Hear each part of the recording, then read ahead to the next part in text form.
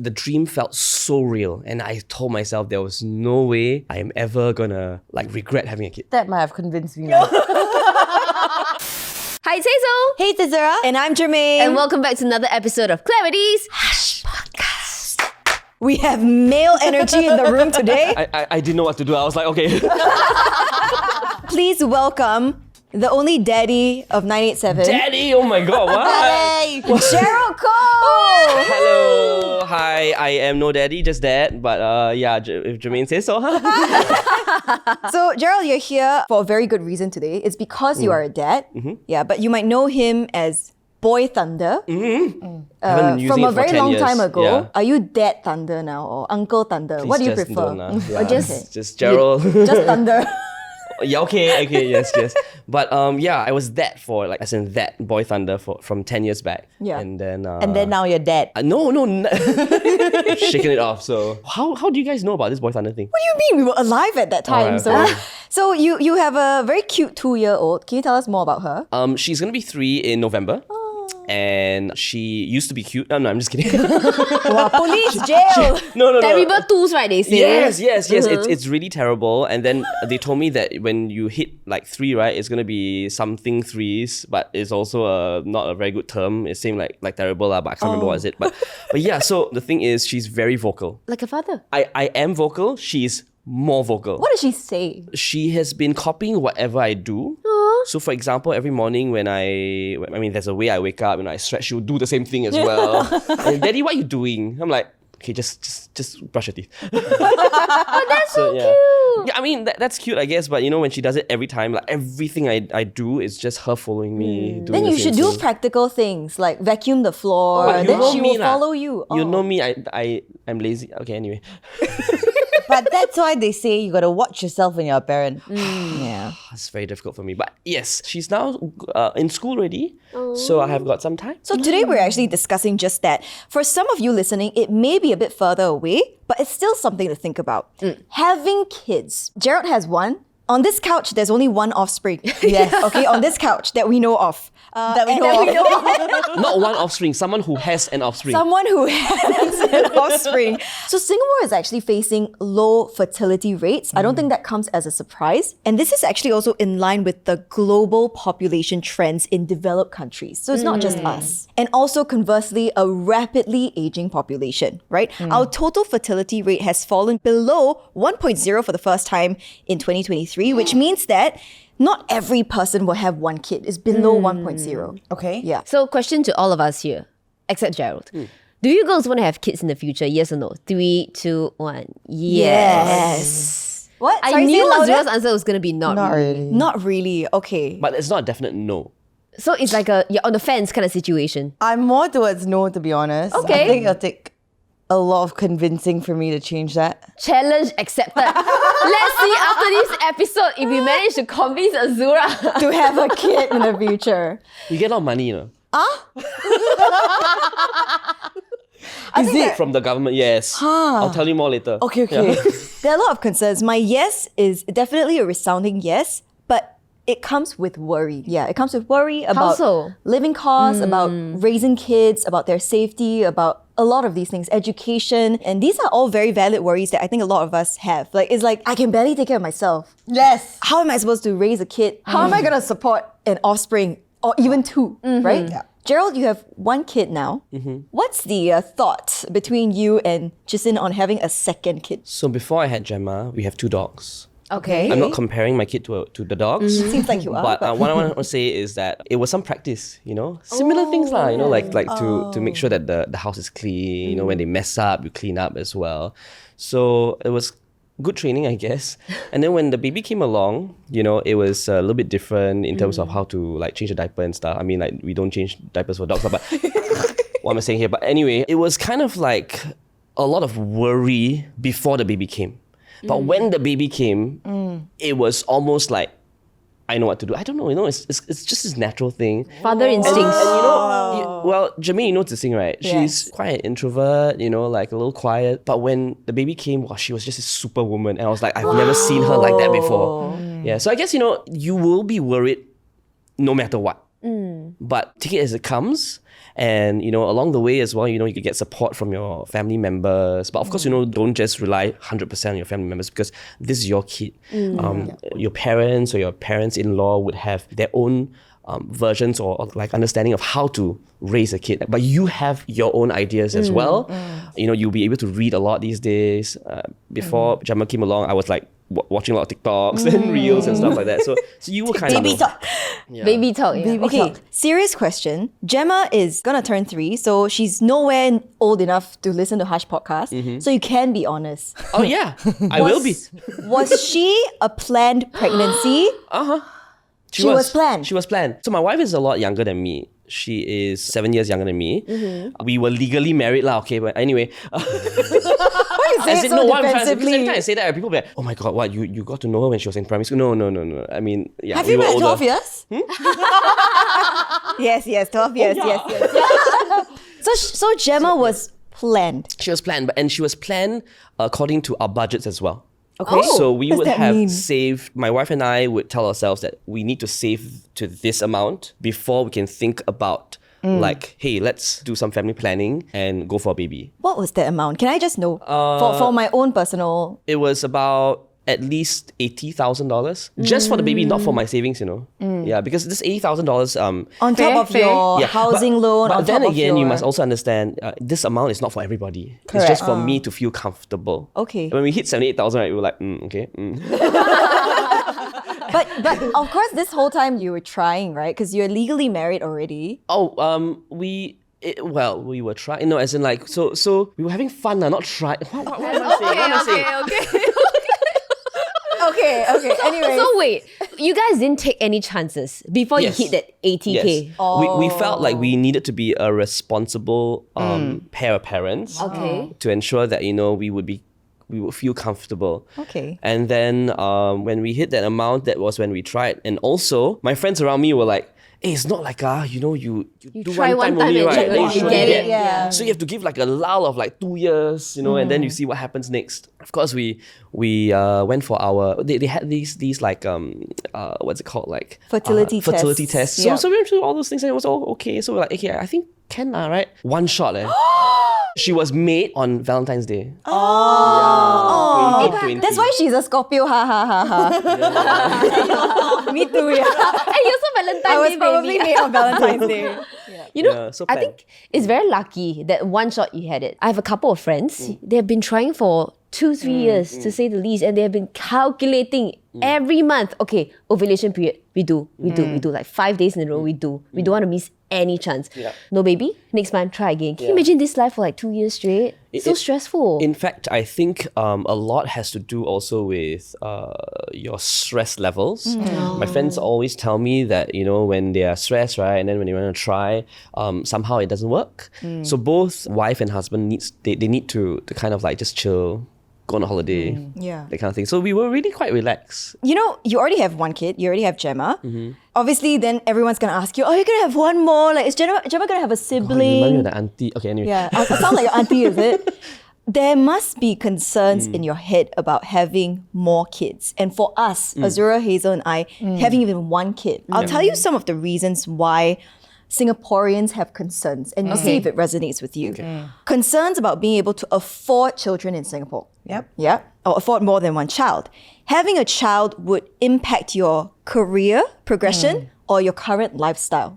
Does that affect you guys? Is that a consideration? Yeah, finding it difficult to juggle between work and your baby, your family. So for the first one, right, which is about money-wise, right? That is where, your savings will come to play, right? You need to really you have to be responsible in that sense, You can't just say, just take it as it comes, then we will save along the way. That was my plan. So I guess because of that, I would be comfortable with point number one, which is, the burden, the financial 'Cause you've burden. saved. Yeah. And I would definitely tell myself that, hey, you know what? If I can't save that amount, then don't. That is just me. So if you're ever considering a second one, would it be the same, like a new 80K? 160. No, but inflation. Oh, inflation, correct. Well, I guess, so when I talk about 80K, right, it's not like, all 80K is for Gemma. You know, that's quite a big amount of money. If we were to plan for another one, it would then be another amount, but it won't be exactly like that, like 80K times 2 or whatever. As long as something that we're comfortable with. And because now Gemma has been with us for 3 years, we kind of know how much we need to spend on one baby. Right. And then the planning will be a little bit more prepped. Accurate. Yeah. Precise. Yes. How much would you say it is per year? Oh, per month. Per month or per year? per month. Got a ballpark figure? Okay, so the first time when the baby comes, you have to spend a little bit more because of the baby cot, The one-time things lah. Yeah, the one-time things. And then with the second one, if there's going to be a second one, then a few things can be passed down. Yeah, so I guess you save a little bit more. But when you talk about like baby powder, Milk powder, diapers, 1 month maybe about $300-400. Okay. Yeah. Oh, Yeah. That does not sound as scary as I thought. But that is only for the first 6 months or 8 months. Okay, Then because they're more guai. correct. And then after that, you know, when you want to send them to like Infant preschools, care. infant care, then there'll be a little bit more. Yeah. So along the way, you know, you have to like just prepare yourself for Okay. the next phase. What about the concern of having a child affecting your career or your current lifestyle? I mean, for the females on this chair, is that a concern for you guys? I think that's one of my main concerns. Okay. Like a lifestyle thing, because I think I'm very happy, right? And I'm very happy being able to do whatever I want to do at whatever time I want to do. Yep. Yeah. So I feel like something like this would require a lot more planning and require a lot of change in lifestyle, because I can't just up and leave. I can't just, decide I want to go out and okay, let's go, you know? Yeah. Having children is the biggest commitment in life. Of course. Yeah. I used to think that career must be first, but in recent years, I realized that, you know, my career is not the thing that's going to take me till the end of my life. My family is. So right now, do I want to, you know, just shift my focus on something else that really matters to me? It's something that I've been considering as well. Of course, you got to first find the right partner, right? Before you can even talk about all these things, because you don't want to be fronting all of these alone. Definitely. I think, you know, most of the time it takes really 2 hands to clap. You know, Yeah. it's not, you're not on this journey alone. It has to be, your partner needs to really understand where you are in your career space as exactly. well, you know, and how he can actually contribute a little bit more to help top up, you know, whatever that's needed at home. And that has been a conversation with my wife for quite a while already. In fact, like it's been like, even before Gemma came along, it was 5 years before, we were all talking about it, you know, like when baby comes, do we need a helper maybe? Do you need me to be at home more often? Do I need to change my shift? Hey, that's why morning show become evening show. But anyway, so a lot of planning. Yeah. And I guess, you know, after you speak to your partner, then you will feel more comfortable as well. Yeah. Like Jimmy, you and your partner are so work-oriented. Have you ever talked about this? About Like family raising planning? a kid, like family planning? We have actually, and because he's slightly older, I think he is very much ready to be a dad. But now we're talking about finances. We're talking about first finances to support ourselves, Right. and then finances to support a child, but also at the same time to support the kind of lifestyle that we want. Of course, with some compromises, but we're not willing to completely compromise. Do you know what I mean? Yeah. So it's how do we balance that? I think right now, so we're still at that very early stage where it's like, okay, let's take care of ourselves first. Once we have that and we have excess money, then we can start family planning. Similar to what I guess Gerald is thinking. Yeah. But on that note, so Gerald, you managed to save up to that amount before you had a kid, right? Then what was your next worry before having Gemma? Next worry, we sleep. Oh, is it very true? No, really, when so for the first month, right, the nanny came and we could sleep. So the rule is when the baby's sleeping, you sleep. For mommy lah, right? Because she has to breastfeed and everything. So the nanny would tell to sing, baby sleeping already. She would be okay. And then, baby's awake. Oh, okay. And then after month 1, second month, that's when the nanny goes home. And then that's where I will have to be the person to go like, okay, baby's awake. Okay, I will go and change diaper now, right now. And so that was the worry. Like the worry was, what if I quarrel with my wife? Because it's inevitable. You will surely go into that space where you go like, it's your turn, no? Why you never okay? And all that kind of thing.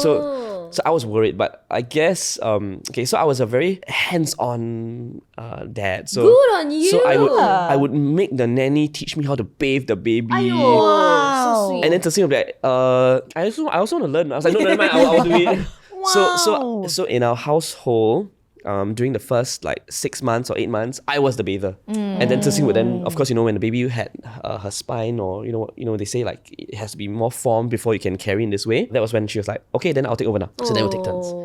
Yeah, I think so- that's a very valid point that having children also puts a strain on your Relationship. Yeah. It has to be, you have to have a very strong foundation before you go into something like parenting. Yeah. Postpartum, right, is very real. Yeah. Yeah. What do you call that? Like the Postpartum- postnatal depression? Postpartum Postnatal- depression, yeah. Yeah. Oh, okay. Yeah, it's very real. Like I, for one, and also my wife agrees that she had that, and it was during that time I was also busy with my mom because my mom was sick during that time, and I had to like juggle, going to the hospital, being there for my wife, and although she was like, "Don't worry, you just settle your thing," but back home when she was alone, you can't help but think like, why am I doing this all alone?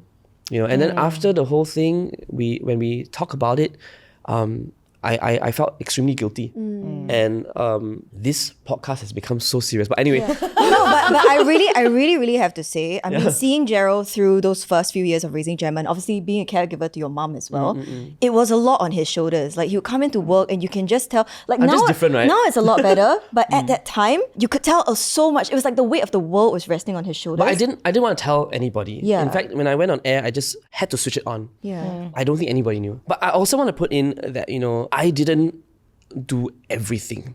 My wife was, as I said, that superwoman. So yeah, it really takes two hands to clap. Just as it takes two people to make a baby, Yeah. those same two people should be responsible for raising the child. And not just raising the child, but okay, if I'm taking care of the baby, you're doing the house chores and vice versa, right? And actually, based on a marriage and parenthood survey done by NPTD, most married respondents actually felt that fathers and mothers are equally important as caregivers for children, and they should share course. equal responsibilities at home. However, it does seem that because of traditional gender social norms, there are some families where women still do a lot more at home as compared to their husbands. Could be because their husbands are the breadwinners, things like that, right? But the mindset is definitely shifting over the years. Yeah, here's another fun fact. Did you know that Singaporean women are more accepting of being single or married without children compared to men?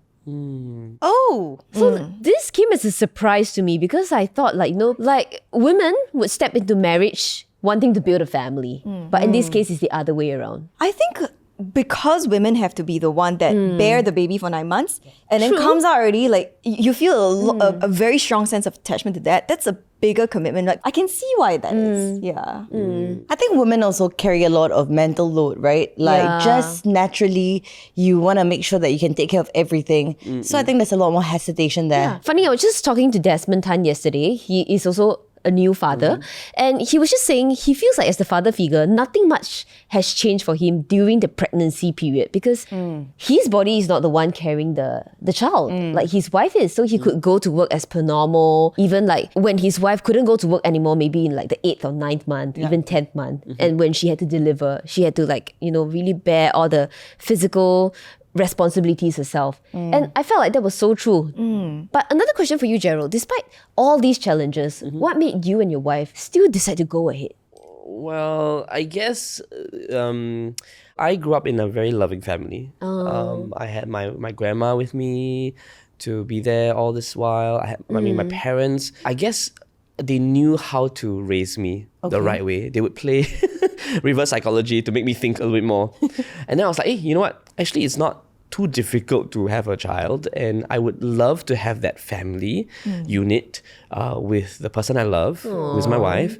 And you will never ever be able to predict what's going to happen, but it was all positive thinking, why and how a happy family should be like. And I want to take on that challenge. And I guess, for Tsing, initially as well, she was like, oh, okay, you know what, if we don't have a baby, it's okay, it's fine. But I guess along the way as well, she felt like she could see that me as a person, like how I am with kids, with my friends' kids, with my cousins as well. And then she was like, okay, maybe this could work. Yeah, we can give it a go. Yeah. It's not like, can you imagine if you have a partner who doesn't like babies at all and doesn't know or have any like affiliation or whatever instinct, with kids. That's when you go like, maybe I don't want to have a baby with this person, man. Yeah. Like through all these challenges, right? Was there like a one moment that, with Gemma, you're like, oh my gosh, you're so worth it. I love you so much, you little baby. Like, was there some Yeah, like a like very that. fulfilling moment, Yeah. rewarding moment. Rewarding. Yeah, I would every day. think many, right? Every day, Yeah. every day when she's sleeping. When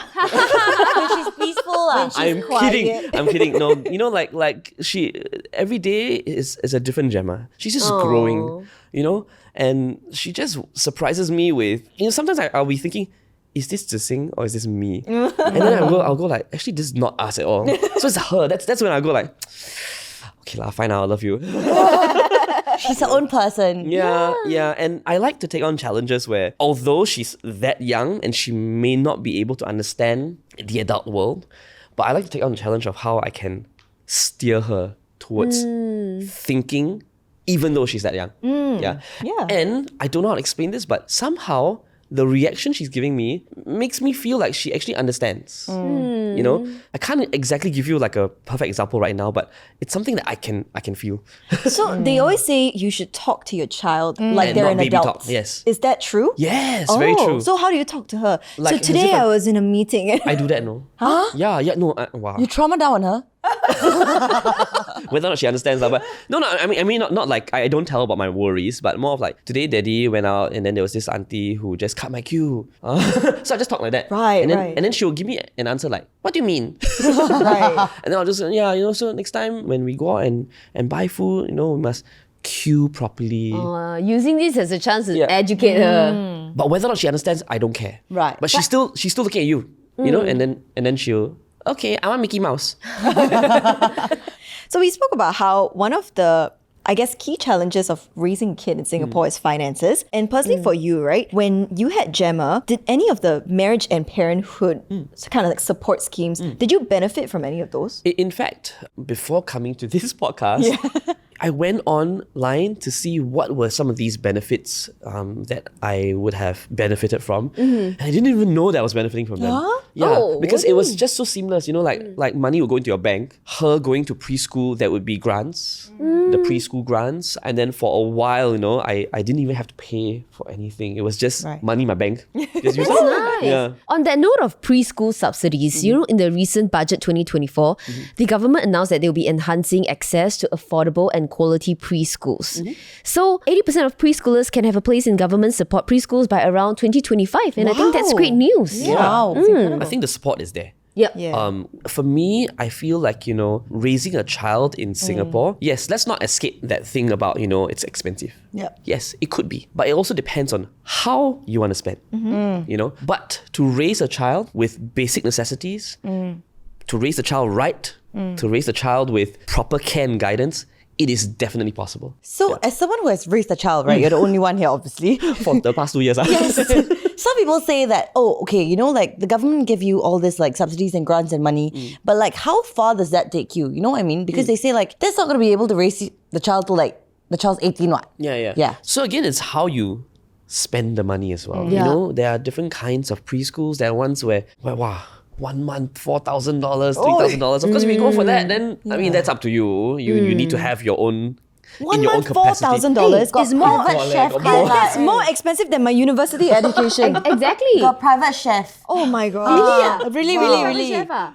I have a question for you. So you receive a baby bonus, right? What did you spend your baby bonus on? Don't tell Medical me fees. Dior. I was like, No, like, you cannot use that. No, that one goes into this account called CDA, Child Development Account. I cannot touch. I cannot use it to buy my Dior bag. what do you spend it on? Like the first few months, we medical fees. So you go to like the clinics, you could just use the card. You don't have to pay. There's this thing called the cash component. It's separate from the CDA one. So the cash component goes straight into your bank. That one you can use it for like your whatever, like, you know, baby powder, diapers, clothes and okay. stuff. That's Yeah. up to you to spend. Then the CDA one, I used it for at least the first year and a half for her preschool. Yeah. So the preschool would then deduct from the CDA account. Oh, that's nice. So you could be saving along the way. And then once the CDA account has been depleted, then either you put in more money and you have saved for the year and a half already. And according to what I understand from the National Day Rally 2024, the fees at government-supported preschools will be lowered to about $300 a month. So that amount in the CDA can go a very long way, lah. I'm very sure. I think so, yes. And again, it depends on where you want to put your kid. Yeah. Yeah. But you will be able to be supported right, you know, with those course. benefits. Yeah. So you mentioned about using the money for medical needs, right? So there's also this thing called a Medisave grant for newborns and a baby bonus scheme. Okay. I like money. I want to know more. You want to convince me, right? You want to change my mind, right? Tell us. The Come, way. Okay, tell us what you know. So this is what I know. So eligible Singaporean children receives up to 24,000 in financial support for the first child. Oh, with every child more leh. Yeah. Hey, Go on. And then from up to 27,000 to up to 37,000 for the second and subsequent children. Wow. Absolutely right. How changed your mind already? Not yet entirely, Still but thinking. not bad. Oh, not bad. Now I'm Not thinking bad. I want to have 3 children. You want 3, yeah? Yeah. So you can hit the So I can hit $37,000 the right? upper range. She must ace in everything she do. Here's something else for Azura to change her mind, okay? Housing grants. So if you have a partner, first-time flat buyers can enjoy housing grants of up to $80,000 for a BTO flat or up to $190,000 for a resale flat. I said if you have a child. So young married couples and families with young children, they will receive additional priority when they are applying for their first home under HDB's BTO's exercises. So if you're a first timer, you actually get 3 ballot chances. As Extra opposed to- lah, yeah, extra. yeah. Not exactly. saying you will get it, but at least you got additional Extra priority. chances. Yeah, that is right. And the grants in terms of the money, right? Wow, that's a lot, you know. Yeah. So a second one. Oh, no, I already got BTO already, so So obviously finances aside, that is a big worry. But not just finances, even flexible work arrangements, having time off to take care of the kids. Actually, Singapore has quite a, substantial support system to aid parents in all these different areas. Very comprehensive. The one thing that I think a lot of parents look to, it's not even about the housing, not even about the money. It's about how much time can I get off work to spend with my baby in those very, very crucial months, first few months. Did you take paternity leave, right? What was your situation with Gemma? I was very lucky. Oh. So when we had Gemma, it was during the COVID period. Oh. So we would broadcast live from home. Remember that time? So I was home all the time with Gemma and Mummy all around. So I could help. Back then it was 2 weeks, right? So I had free extra 2 weeks after COVID. Oh. Yeah. I was quite lucky lah. Even after COVID, when we could all go back to work, when we had to broadcast live in the studio again, that 2 weeks benefited me a lot. You know, I would take her out for little trips.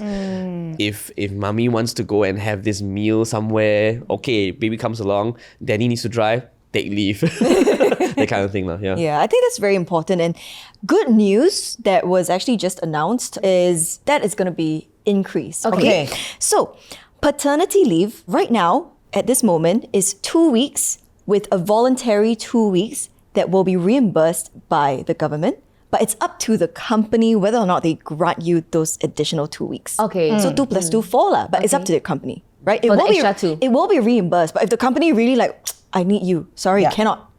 I don't let you go. Right? Then you can't. But from next year, 1st of April, 2025, 4 weeks paternity leave is mandatory. You You cannot say yes or no. Right? You have to take it. Exactly. Okay. You can take it. They will give you. Yeah. Okay. They will Can give take it to one you. shot, can split one, right? Can Can. split. So it's actually going to be a new shared parental leave from next year onwards. Let me explain. So this is shared leave that basically mother or father can use, right? So there's going to be a new scheme from 1st of April 2025 onwards where you get 6 weeks to be shared on top of your maternity, on top of paternity leave. So 6 extra weeks, whoever want to take, just take. To use throughout the year. Yeah. But how they know who take how many weeks? Got system, There's a system. You have to apply with the system. Okay. And both your employers must be informed about it, obviously, right? So you share the 6 weeks from 1st April 2025. From 1st April 2026, it's 10 weeks extra To share. to share. Oh my gosh. Our producer, who is pregnant right now,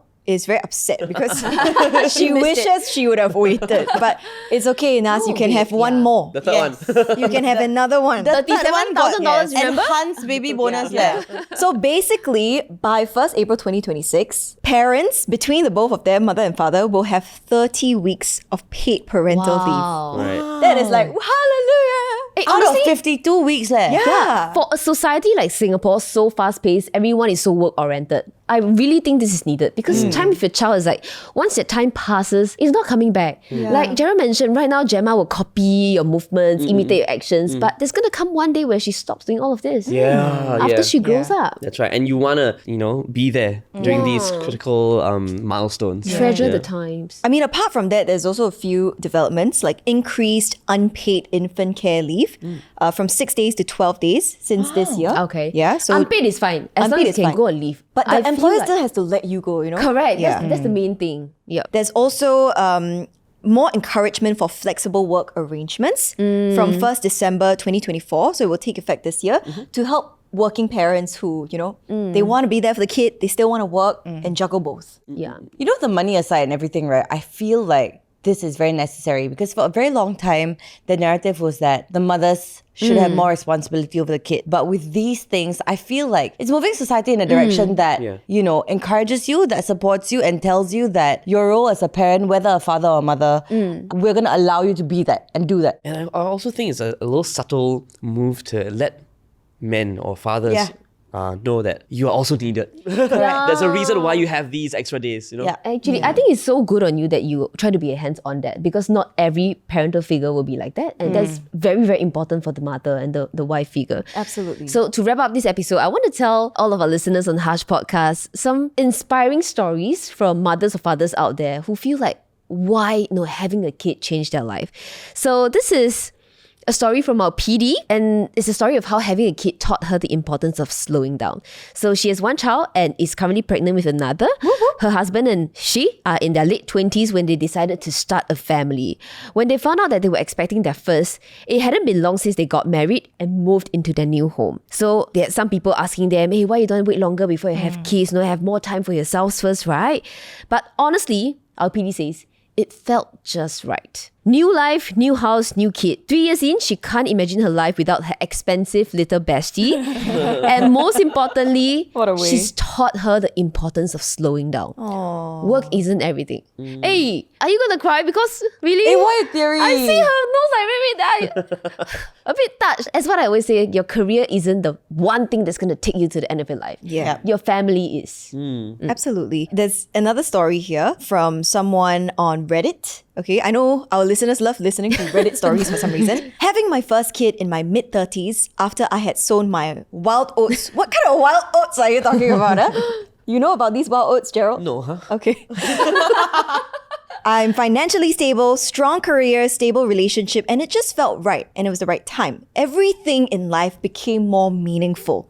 Taking care of myself, working, being a better person is so much easier when you know that there's this little kid who looks up to you. There's so much to work towards. Of course, I occasionally miss going out and getting drunk with friends and free time to pursue my hobbies. But I would never trade parenthood for any of that. Does it make sense financially? No. Does it make sense from a freedom perspective? No. Is it rational? No. But me and my wife were ready for the next step and we took it. And we believe that we can give our kid so much love in a stable home that maybe we weren't able to get when we were growing up. We are also looking forward to laughing at him when he struggles to raise his kid. Karma is a bitch. I love Reddit. Yeah. I mean, at the end of the day, deciding to have a kid is a very, very personal choice. And we're not here to change anyone's minds. We're here to maybe speak to those who are interested in family planning and have a bit more awareness of what is going on, right? And how you can benefit from what's available to you. Correct. Hearing from these stories, suddenly I remember something. Okay. There were many times when Gemma would be naughty, right? And then I would think this, like, why did I ever thought of having a kid? No, I mean, it's natural. You would think that way, like, oh my God, no, can you please stop? I want to rest, I want to sleep. Then there was one night, I dreamt that in that dream, suddenly there was no such thing as Gemma. And it was just my wife and I, doing our normal things. And then I remember going to my wife in that dream, going like, we have a kid, right? She was like, no, we what are you talking about? I woke up crying because the dream felt so real. And I told myself there was no way I am ever gonna regret having a kid. Yeah. That might have convinced me now. Because you're so connected with your baby. However naughty, how much this person is going to make me spend. When I woke up, I was like, okay, you want to go McDonald's now? Let's go. Yeah. Gerald, so as the only person with an offspring on this couch, what is that one piece of advice you would give to, someone who's contemplating whether or not to even have I a got child? many pieces, but I'm going to try Yeah. and pick out one piece. Sure. And that is communication is key. You will have all these support from the government, from your friends, your family, but I guess that talk with your wife or your husband is very important. And don't use these support as, oh my gosh, because I got that and therefore I want to have a kid. It needs to come from your heart. You need to really know that whether or not you're ready. Yeah. It's a lifelong commitment. Yes. Yeah, absolutely. Thank you so much, Gerald, for being here with us today.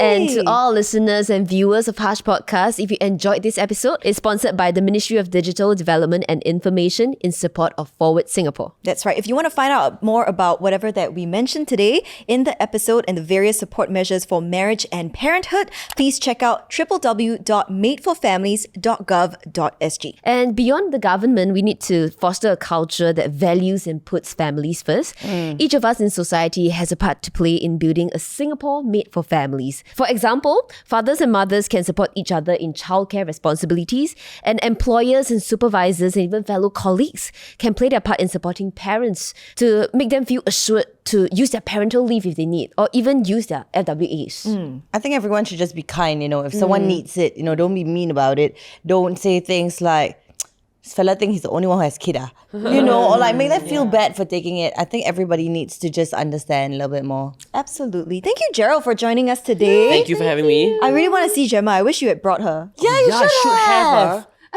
No, like, she will not be able to sit for like an hour. She'll while be we like do walking this. here and there, and then climbing Oh, over. cute. She'll ask you, But Gemma is very active on your Instagram page, right? Like, yeah. okay, so if you wanna, She knows how to take selfies now. if you wanna see Gemma, you can follow Gerald on Instagram and also follow us at itsclarity.co. That's right. If you want to listen to us, you can do it on Me Listen, Apple Podcasts, Spotify. Turn on your notifications. And we're on YouTube as well. We can't wait to see you next time. And till then, thank you so much, Gerald. Bye! Are we not No, doing no this? more already. Oh, no, okay. You want to do it? We can do for you. Okay. Okay. 1, 2, 3. See ya! I don't think this comes as a... Sorry, let's just... It's my bottle. My emotional support bottle. I wanted to silence this thing and then... Sorry. Oh, rookie. She's only 2.5 years old and she can sing Barbie Girl now. I'm a Barbie girl. So- that one. I want to sing with Yes. her. So she came back and she started singing Barbie Girl. I'm like, oh my, what? And she could sing all the lyrics. Of course, I don't think she understands lah. Yeah, so I was quite worried about the part where you can undress me. I'm like, Touch me everywhere. okay. Yeah. She didn't sing that part, so okay. Okay, great. They probably changed it. Good on them.